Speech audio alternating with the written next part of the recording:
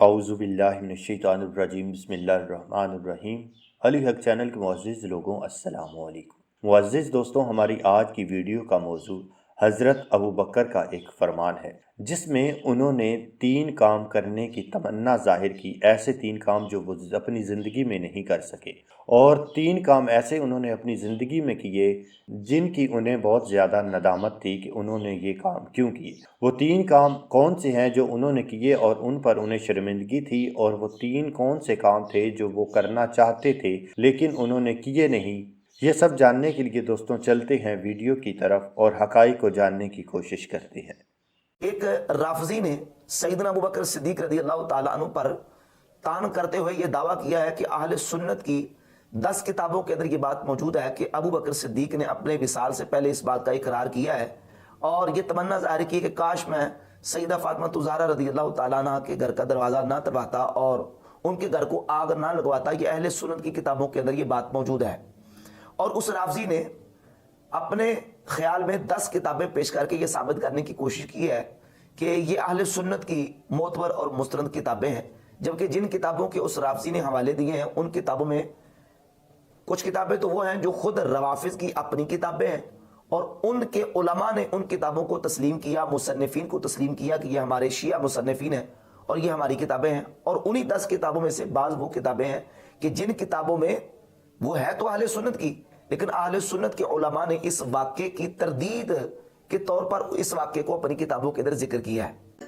چھوٹا سا ایک پہلے سوال ہے کہ حضرت ابوبکر، حضرت عمر رضی اللہ تعالیٰ عنہما، ان کے اوپر اکثر اعتراضات جو ہے شیعہ حضرات کی طرف سے سننے میں آتا ہے کہ حضرت ابوبکر رضی اللہ تعالیٰ عنہ نے وقت وصال افسوس کیا کہ میں خلافت کے معاملے میں نبی علیہ السلام سے پوچھ لیتا یا سنت پاک کے حوالے سے۔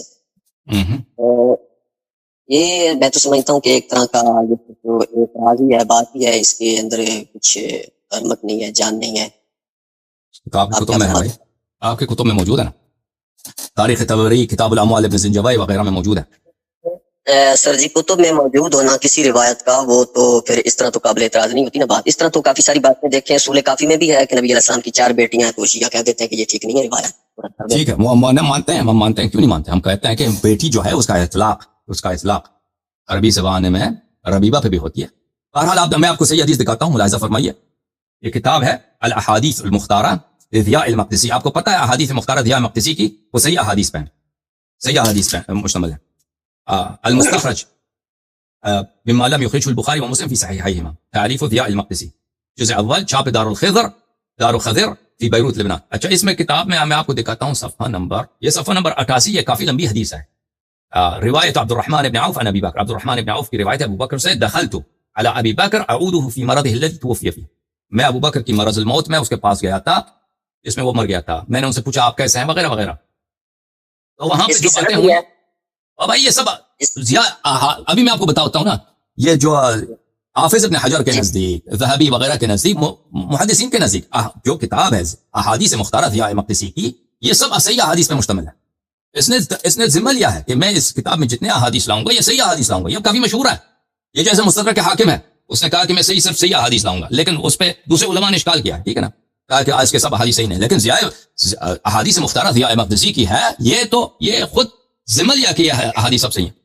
اچھا، نہیں اس طرح تو صحیح بخاری جو ہے اس کے متعلق بھی ہے کہ یہ صحیح ہے، لیکن اس میں بھی احادیث جو ہے ضعیف ہے۔ تو اس طرح یہ جو کتاب ہے، آپ جو ہے نا، آپ جو پھر اجماع سے خارج ہو گئے۔ ہمارا بات ہے نا، بات ہے جماعت مخالفین سے۔ آپ اگر کوئی شاذ عقیدے کے حامل ہیں کہ بخاری کو صحیح نہیں مانتے ہیں، تو وہ آپ کا عقیدہ ہے، وہ آپ سے کھو، آپ اس کی کمی پرواہ نہیں ہے، آپ آزاد ہیں، آپ کی جو مرضی آپ فکر رکھیں۔ ابھی مجھے حدیث پڑھنے دیں، پھر آپ اعتراض کریں بھائی، ٹھیک ہے نا۔ اچھا، اس نے کہا اما انی لا اسی علی شیء الا علی 3 فعلتهن وددت انی لم افعلهن۔ وہ کہتے ہیں کہ میں مرنے کے وقت میں 3 چیز، مجھے افسوس نہیں ہے مگر سوائے 3 چیزوں پر کہ میں نے ان کو انجام دیا ہے، میں چاہتا ہوں کہ یا لیت، کاش میں انجام نہ دیتا ان کو، اور 3 چیزیں ایسی ہیں کہ میں نے ان کو انجام نہیں دیا ہے، اور یا لیت، کاش میں ان کو انجام دیا ہوتا، اور 3 چیزیں ایسی ہیں کہ جو میں نے رسول پاک صلی اللہ علیہ وسلم سے کاش پوچھا ہوتا۔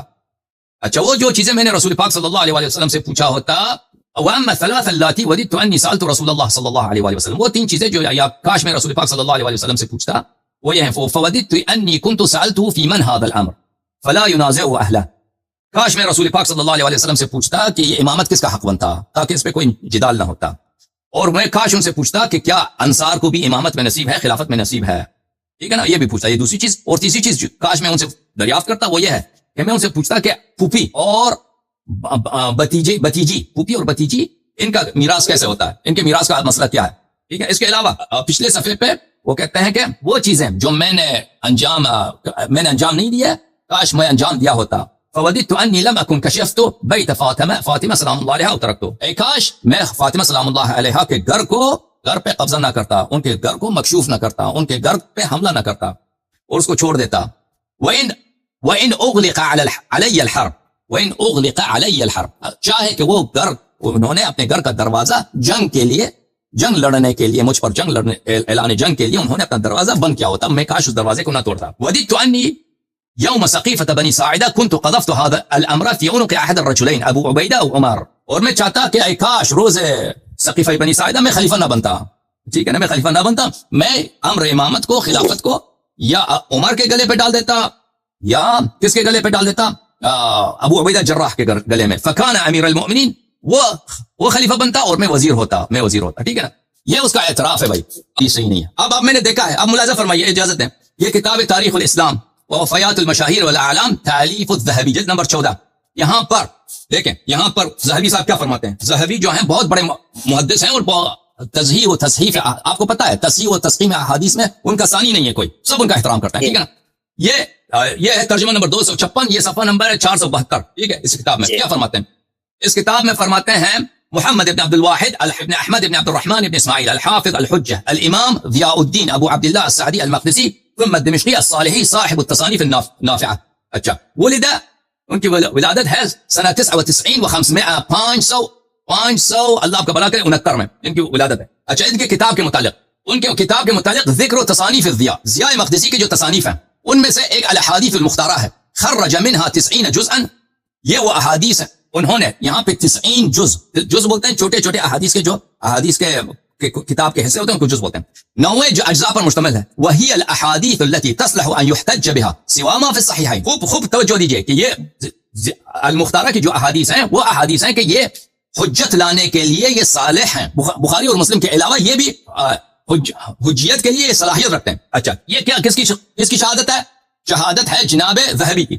اب یہ کتاب فتح المغیث بشرح الفیۃ الحدیث للعراقی، حافظ عبد الرحیم ابن الحسین العراقی کی کتاب، جزء اول، اور یہ ابن حجر کے استاد ہیں اور یہ بہت بلند پائے کے محدث ہیں، حافظ عبد الرحیم العراقی. یہ کتاب چھپی ہے سنہ 2003 میں قاہرہ میں. ملاحظہ فرمائیے کہ احادیث مختارہ کے متعلق یہ کیا فرماتے ہیں، صفحہ نمبر 57 میں ملاحظہ فرمائیے. وكان من مضان الصحيح المختارة مما ليس في الصحيحين او احدهما للضياء المقدسي وهي احسن من المستدرك. وہ کتاب جہاں پہ آپ کو صحیح احادیث ملتی ہیں بخاری اور مسلم کے علاوہ، وہ کیا ہے؟ وہ ضیاء مقدسی کی المختارہ ہے، اور یہ مستدرک حاکم سے بہتر ہے، حافظ حاکم نیشابوری کے مستدرک سے بہتر ہے. فرمایا عزیزو، یہ کتاب ہے التقیید والایضاح شرح مقدمۃ ابن صلاح تالیف الحافظ عبد الرحیم بن الحسین العراقی.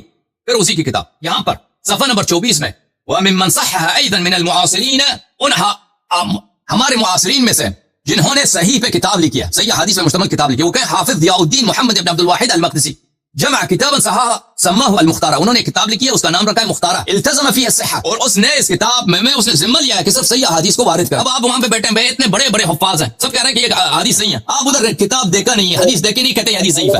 رونا شروع کر دیا تو میں نے پوچھا کہ ابو بکر آپ کیوں رو رہے ہیں؟ تو حضرت ابو بکر کہتے ہیں 3 کام مجھے رلا رہے ہیں. میری بات فالو کریں، گستاخی نہیں کر رہا، تو یار دلائل دے رہا ہوں. گستاخی کے فتوے تو وہ لگائیں گے نا جن کے پاس دلیل ہو نا. جب نبی کی بیٹی کو وراثت منتقل مولوی جی، تو نبی کی بیویاں وہ کس حق سے نبی کے گھروں میں رہتے؟ ایک مولوی کہتا ہے حضور نے ان کو ہبا کیے تھے. میں کہا شکر ہے تسی مان جاندے ہو کہ ہبا ہوئے سن. نہیں سمجھے. میں نے کہا کوئی ضعیف روایت دکھا، میڈ ان دمشق دکھا دے. نہیں سمجھے. من گڑت گھر سے گڑ کے لے آ، کوئی ضعیف روایت مجھے دکھا کہ حضور نے دیے. نہیں دیے. جب وراثت نہیں ہوتی تو معاملہ ختم ہو گیا نا. بولیں یار، اس کا مطلب ہے یہاں معیار اور ہے، وہاں معیار. اگلی بات، یہ بڑا خوبصورت جملہ ہے. مولوی صاحب کہتے نہیں علم وراثت ہوتی ہے، علم. انبیاء کا جو علم ہوتا ہے نا وہ تقسیم ہوتا ہے, اس کی وراثت ہوتی ہے, مال کی نہیں. تو لہٰذا بی بی پاک کی علم وراثت تھا. نہیں سمجھ رہے؟ ہم مولوی کی بات مان لیتے, وہ کہتا ہے علم ہوتی ہے وراثت انبیاء کی, علم, نالج, مال نہیں. تو لہٰذا حضور کی بھی وراثت علم تھا. چلو جی گل مک گئی. اس کا مطلب ہے نبی کی وراثت تھا علم. تو وراثت ملتی ہے گھر والوں کو کہ دوست یاروں کو؟ جاگو, دوست یاروں کو ملتی ہے. تو پتہ چلا اگر علم بھی وراثت ہے نا مولوی جی, تو نبی کے علم کی جو وارثہ ہے وہ پاک سیدہ ہے. تو جس کو نبی کا علم ملے ابو بکر سے تو علم زیادہ ہی ہوگا نا. ہوئے ہوئے ہوئے ہوئے. جب بی بی پاک فرما رہی ہیں کہ انبیاء کی وراثت ہوتی ہے, مسئلہ فقط یہ ہے کہ میں ادھر سے آ رہا ہوں, ہم نے 2-3 جگہ پہ ایڈریس پوچھا کسی سے کہ یہ گاؤں کا نام لے کے کدھر ہے, پیچھے کوئی ایک اور بندہ گاڑی والا آ جائے, ذاکر صاحب آ جائے پیچھے سے, یہ ہمیں پوچھیں قادری صاحب وہ ابیالہ نام ہے گاؤں کا, ابیالہ, وہاں جانا ہے تو راستہ تو بتا دے. تو میں کہوں گا کہ بلا میں تو خود پوچھ رہا ہوں. نہیں سمجھے؟ انہوں نے دین لیا ہے پوچھنے والوں سے. وہ یار مجھے خود پتہ نہیں, ہو سکتا ہے ان کو ادھر بھیج دوں, جانا ادھر ہے بھیج ادھر دوں. انہوں نے دین لیا ہے پوچھنے والوں سے, دین کے وارثوں سے نہیں لیا. اور اگلی بات بڑی خاص ہے, یہ بھی ہماری کتاب ہے, میں آپ کے سامنے کوئی 150 کتابوں کے حوالے رکھ سکتا ہوں. اگر یہی بات تھی تو پھر حضرت ابوبکر صدیق جو ہیں, حضرت عبد الرحمن بن عوف روایت کرتے ہیں رضی اللہ تعالیٰ عنہ, وہ کہتے ہیں جب حضرت ابوبکر بیمار تھے نا, جس بیماری میں ان کا وصال ہوا ہے, وہ کہتے ہیں میں گیا ان کی عیادت کے لیے, تو جا کے ان کے پاس بیٹھ گیا, یہ اہل سنت کی کتابیں دے رہا ہوں, پاس بیٹھ گیا تو انہوں نے رونا شروع کر دیا. تو میں نے پوچھا کہ ابوبکر آپ کیوں رو رہے ہیں؟ تو حضرت ابوبکر کہتے ہیں 3 کام مجھے رلا رہے ہیں. یارو میں حضرت ابوبکر صدیق کی بات کر رہا ہوں. وہ کہتے ہیں کون سے 3 کام؟ فرمایا ایک تو وہ ہے, کاش, جملہ سنیں, کاش میں عمر بن خطاب کو فاطمہ الزہرا کے گھر نہ بھیجتا, اس کی تلاشی کے, جملہ سنیں, تلاشی کے لیے, بے شک ادھر میرے قتل کی پلاننگ بھی ہو رہی ہوتی, نہ بھیجتا. ایک دوسرا کہتے خالد بن ولید کو مالک بن نویرہ کے قتل کے لیے نہ بھیجتا. 2 تیسرا کہتے بی بی پاک آئی تھی فتح کے لیے, کاش اس کو خالی نہ موڑتا. یہ میں اہل سنت کی کتابیں دے رہا ہوں, شیعہ نہیں. مولوی جی حضرت ابوبکر صدیق تو خود اقرار کر رہے ہیں کہ یہ تینوں کام جو ہیں مس ہینڈلنگ ہوئی ہے مجھ سے, کاش یہ کام میں نہ کرتا. روتے رہے, معافی مانگنے کے لیے جاتے رہے, وہ تو معافی مانگنے کے لیے جاتے رہے, روتے رہے, وہ تو اس کو تسلیم کر رہے ہیں. اور مولوی صاحب آج بھی کہہ رہے ہیں کہ موقع تھا نا کہ جب فتح مانگ رہی تھی تو معاذ اللہ خطا پر تھی. گجرانوالا کے مسجد سے لے کے ہائی کورٹ تک 40 گھنٹے دلائل دے کے اس کو کھینچا تھا میں نے, آمنے سامنے خطبہ جمعہ ہوتا تھا. جب اہل بیت اطہار پہ کوئی بھونکتا ہے, ملک کی انتظامیہ کو کوئی ان کے کان پہ جونک تک نہیں رینگتی, اور کوئی صحابہ کی گستاخی کرے بھی نہ, اس پر FIR ہو جاتی, گستاخی ہو گئی. اس کا مطلب ہے کہ صحابہ کے لیے ان کا معیار اور ہے, اہل بیت کے لیے ان کا معیار اور ہے. یہ ہے اس ملک کی حالت. میں آپ کے سامنے 3 FIR لے کے بیٹھا ہوں اور میرے سر پہ قرآن رکھو, کسی کی گستاخی نہیں کی. قرآن پڑھا, حضور کا فرمان پڑھا. ہو سکتا ہے اس گفتگو کو بھی کہیں گے گستاخی ہو گئی, میں کوئی گستاخی کر رہا ہوں, کسی کو گالی دی, قرآن پڑھ رہا ہوں, حدیث پڑھ رہا ہوں. علم, پوری کائنات میں حضور کے بعد سب سے زیادہ علم اور نالج مولا علی کے پاس ہے. بولیں یار, پوری کائنات میں حضور کے بعد جس کے پاس سب سے زیادہ علم, اس کا نام ہے علی بن ابی طالب. سنو, میں اہل سنت کی کتابیں دے رہا ہوں. اسی طرح عصر کی نماز ہوئی, حضور نے پوچھا بتاؤ عورت کی سب سے اعلیٰ خوبی کیا ہے؟ ہر صحابی نے اپنی اپنی علمی سطح کے مطابق جواب دیا. مولا علی علیہ السلام بھی عرض کرتے یا رسول اللہ, عورت کی سب سے اعلیٰ خوبی یہ ہے, خصلت یہ ہے کہ وہ غیر محرم کو نہ دیکھے. حضور علیہ السلام خاموش ہو گئے. بات بڑی خاص ہے, ہاتھ جوڑ رہا ہوں, صدات کے قدم چوم رہا ہوں. حضور علیہ السلام جب خاموش ہو گئے تو مولا علی علیہ السلام پریشان ہو گئے. یا رسول اللہ میرا جواب ٹھیک نہیں. آقا علیہ السلام فرماتے ہیں کہ تیرا جواب 100% درست نہیں. مولا علیہ السلام بڑے پریشان ہو گئے. پریشانی کی حالت, پریشانی تو بنتی تھی نا, حضور کے بعد اتنا زیادہ جس کے پاس علم ہو, نالج ہو, فہم ہو, ادراک ہو, شعور ہو, جبریل بھی جس کا شاگرد ہو, تو پریشانی تو بنتی تھی. گھر تشریف لے پریشانی کی حالت میں پاک سیدہ نے جب مولا علی علیہ السلام کے چہرے کو دیکھا تو فرماتی ہیں علی پریشان کیوں ہیں؟ مولا علی علیہ السلام فرماتے ہیں کہ فاطمہ, حضور نے ایک سوال پوچھا تھا کہ عورت کی سب سے بہترین خوبی کیا ہے, خصلت کیا ہے, ایٹریبیوٹ کیا ہے؟ تو میں نے کہا تھا یا رسول اللہ عورت کی سب سے اعلیٰ خوبی یہ ہے کہ غیر محرم کو نہ دیکھے. حضور نے جواب قبول نہیں کیا, اس لیے پریشان. تو پاک سیدہ فرماتی ہیں علی نہیں, عورت کی سب سے اعلیٰ خوبی یہ نہیں کہ غیر محرم کو نہ دیکھے. عورت کی سب سے اعلیٰ خوبی یہ ہے کہ خود کو ایسے رکھے غیر محرم اسے نہ دیکھے. لو جی یہ جواب لے کے مولا علی علیہ السلام مغرب کی نماز کے لیے چلے گئے مسجد نبوی. نماز ہو گئی, حضور علیہ السلام نے جب سلام پھیر دیا تو مولا علی علیہ السلام عرض کرتے یا رسول اللہ آپ نے سوال پوچھا تھا, جواب دینا چاہتا ہوں, بتاؤ جواب. یا رسول اللہ جواب یہ دینا چاہتا ہوں, آپ نے کہا تھا نا عورت کی سب سے اعلیٰ خوبی کیا ہے, تو عورت کی سب سے اعلیٰ خوبی یہ ہے کہ خود کو ایسا رکھے کہ غیر محرم اسے نہ دیکھ سکے. تو میرے اور آپ کے پیارے آقا, حدیث میرے موبائل میں پڑھی ہے, کسی کو چاہیے, میرے آقا نے مسکرا کے فرمایا علی اس سے پوچھ کے آئے ہو. یا رسول اللہ فاطمہ تو زہرا سے پوچھ کے آئے ہو. قال رسول اللہ صلی اللہ علیہ وآلہ وسلم انا فاطمہ تو بدعۃ منی. میرے آقا فرماتے ہیں ہاں علی اس کا جواب فاطمہ ہی دے سکتی تھی, فاطمہ میرا ٹکڑا ہے. مولوی جی حیا کر, شرم کر, اگر غیرت ہے تو جا چلو پر پانی میں ڈوب مر. پاک محمد کے بعد جو ساری کائنات سے بڑا عالم ہو, جس کے پاس علم ہو, فہم ہو, ادراک ہو, شعور ہو, اس علی المرتضیٰ کی جو بی بی استاد بن جائے, اس بی بی کو اتنا تو علم ہوگا نا کہ انبیاء کی وراثت ہوتی ہے کہ نہیں. یہ جو بدعۃ منی ہے نا, بدعۃ منی, بس کلوزنگ کرنے لگا ہوں, پریشان نہ ہو. یہ جو بدعۃ منی ہے, ایک روایت میں حضور نے فرمایا فاطمہ تو مدغۃ منی. جو ادھر سادات بیٹھے ہوئے ہیں ان میں کہ میں قدم چوم کے یہ نقطہ بڑا خاص سمجھانے لگا ہوں آپ کو. فاطمہ تو مدغۃ منی. امام احمد بن حنبل یہ حدیث لے کے آئے. مدغہ, what is the definition of مدغہ؟ مدغہ کیا ہے؟ فاطمہ میرا مدغہ ہے. سورہ حج کی آیت نمبر 5 پڑھیں. اللہ نے رحم مادر میں بچے کی جو پرورش کا پروسیس ہے اس کو بیان کیا.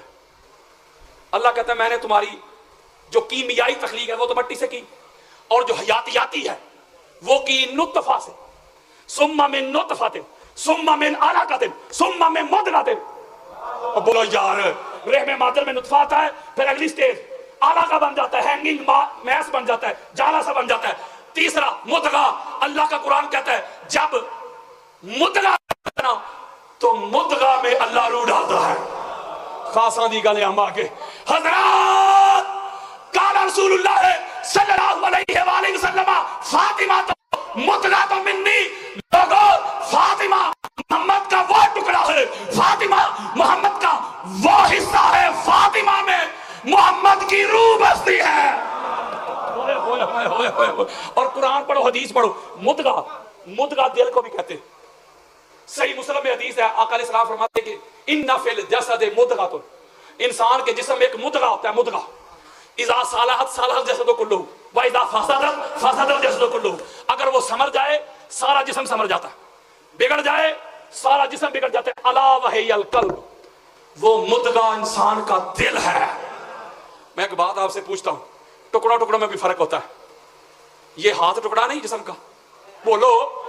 بے شمار آپ نے لوگ دیکھے جن کے ہاتھ نہیں زندہ ہے, پاؤں بھی ٹکڑا ہے, جسم کا حصہ ہے. بے شمار لوگ دیکھے ہوں گے جن کے پاؤں نہیں زندہ ہے, ایک آنکھ نہیں زندہ ہے, ایک گردہ نہیں زندہ ہے.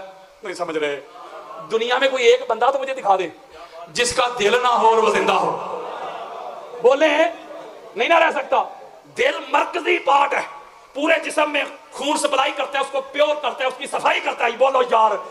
حضرات میرے آقا نے فرمایا لوگوں فاطمہ محمد کا دل ہے. یہ جو محمد تمہیں چلتا پھرتا اٹھتا بیٹھتا نظر آتا ہے, یہ جو سانسیں چلتی نظر آتی ہے, جو رگوں میں خون دوڑتا نظر آتا ہے, اس جسم کا دل فاطمہ بطول زہرا ہے سلام اللہ علیہا. یعنی آقا علیہ الصلوۃ والسلام. ابھی وہ شاہ صاحب نے ایک شعر میں ایک جملہ کہا کہ نبی کی ماں, نبی کی. حضور نے فرمایا ان فاطمہ تو ام ابیہا, کہ بے شک فاطمہ اپنے باپ کی ام ہے. بولو کیا ہے؟ ام کا پتہ کیا معنی ہوتا ہے؟ امن عربی کا لفظ ہے. امن کا معنی ہوتا ہے اصل, بگننگ, اوریجن. جس سے کوئی چیز بنے نا اسے کہتے ہیں امن. ماں کو پتہ کیوں کہتے ہیں امن؟ بچے کی ابتدا ماں سے نہیں, اس لیے امن ہے نا. اصل کو کہتے ہیں امن.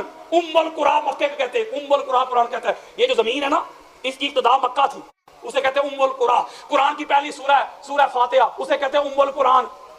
قرآن کا آغاز یار جتنے بھی علوم ہیں لوح محفوظ میں اسے کہتے ہیں ام الکتاب. تو ام کا معنی ہے اصل, جملہ کہنا جس کا نصیب. میرے آقا فرماتے انا فاطمہ تو ام ابیہا. لوگوں فاطمہ اپنے باپ کی ام ہے. یا رسول اللہ सारी कायनात की उम्मत हो आप है, सारी कायनात की असल, ओरिजिन, मब्दा, बिगनिंग, जड़, रूट, फाउंडेशन, बुनियाद तो आप हैं। कोई आपका भी आगाज है? कर फरमान लोगों, मोहम्मद की असल का नाम ज़हरा है, मोहम्मद की बिगनिंग का नाम ज़हरा है, मोहम्मद के मबदा का नाम ज़हरा है। जिस नूर से अल्लाह ने मोहम्मद को बनाया है, उसी नूर से अल्लाह ने ज़हरा को बनाया है।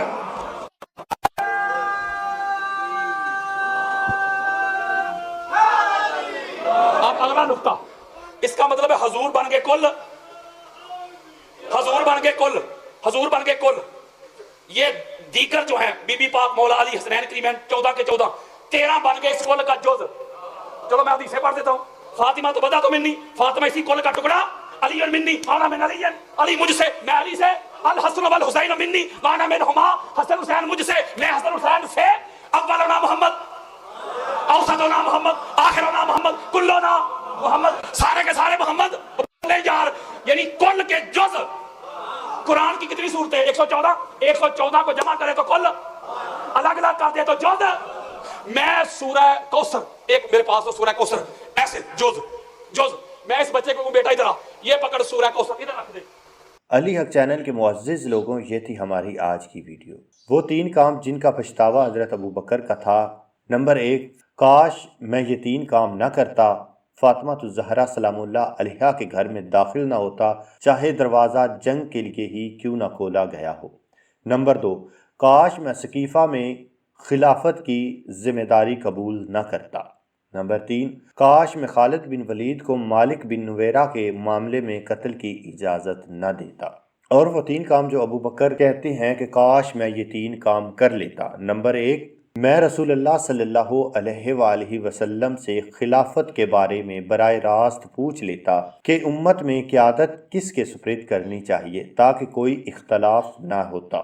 नंबर 2, काश मैं हज़रत उमर को खिलाफत का मामला खुद सुपुर्द कर देता और इसे अहले शौरा के मशवरे पर न छोड़ता। नंबर 3, काश मैं अशीश बिन कैस को कैद में रखता और इसे रहा न करता, क्योंकि मुझे खदशा था कि वो उम्मत के लिए नुकसानदेह साबित होगा। ये थी दोस्तों हमारी आज की वीडियो। आज की वीडियो आपको कैसी लगी?